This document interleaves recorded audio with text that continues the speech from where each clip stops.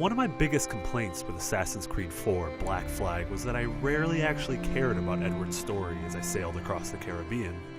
Well, I'm happy to say that the Freedom Cry DLC tells the emotional story of Adewale, Edward Kenway's one-time first mate, as it dives into some heavy, powerful themes of slavery and the true price of freedom. Adewale's life is very different than that of any other AC protagonist, which makes his journey quite refreshing. Too many! We'll retreat through the storm! But ironically, the thing I liked most about Black Flag, the sheer freedom of exploration, is nowhere to be found in Adewale's journey. Instead, Freedom Cry disappointingly uses the series' main tropes as a crutch, and even goes as far as to roll back some of the improvements that Black Flag proper made. I have nothing to offer but thanks. Nothing else is needed. As a boy, I fled the same fate. Adewale's mission to liberate the slaves of Port-au-Prince while attempting to spark a revolution is as engrossing a tale as the series has had since the Ezio trilogy. There's some real humanity in his journey, and it manages to hit notes that resonated quite deeply with me. Experiencing the new sights and sounds of Port-au-Prince were great, as the series has a unique feel compared to the main hubs of Black Flag. Sure, the villain is a two-dimensional governor who revels in the misery of his subjects, but that made me want to throw a wrench in his plans all the more. Freedom Cry wisely integrates the story themes with the actual gameplay. Most of the side quests and diversions you'll stumble across involve saving the life of another human being. No matter if it's a runaway being hunted down, a pair of disobedient slaves being whipped, or the auctioning off of a family, I always felt an intense moral pang to stop what I was doing and step in to right those horrors.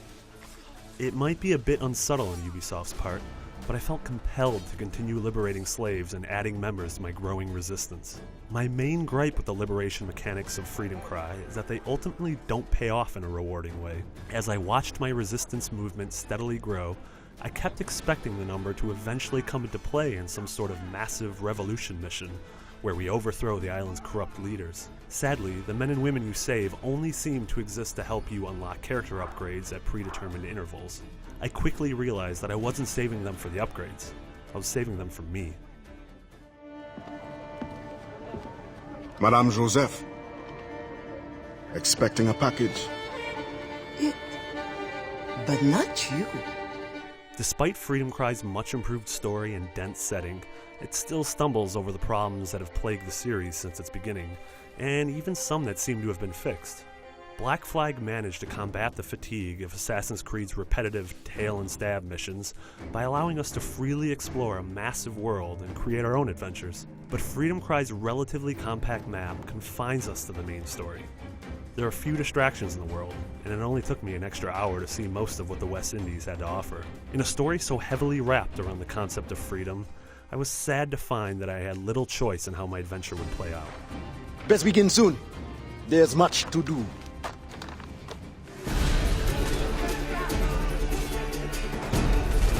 For better or worse, Freedom Cry feels like an entire Assassin's Creed game distilled into 5 hours. That's good, but it's an Assassin's Creed game that doesn't include many of the steps forward that Black Flag so recently made. I couldn't help but leave disappointed by the bland missions and ironic loss of freedom, which is definitely a bummer. But despite this, Adewale's journey genuinely moved me as it dealt with themes and situations rarely explored in video games. A story unfettered by Assassins vs. Templar mysticism keeps it grounded and powerful. For more on Assassin's Creed, keep it here on IGN. Now take a look at one of my favorite moments from the game.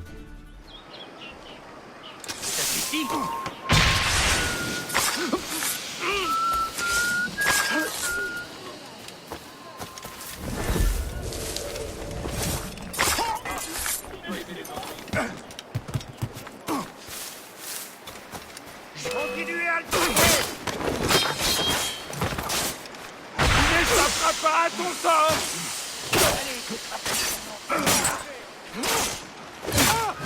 Je parie. Je le vois.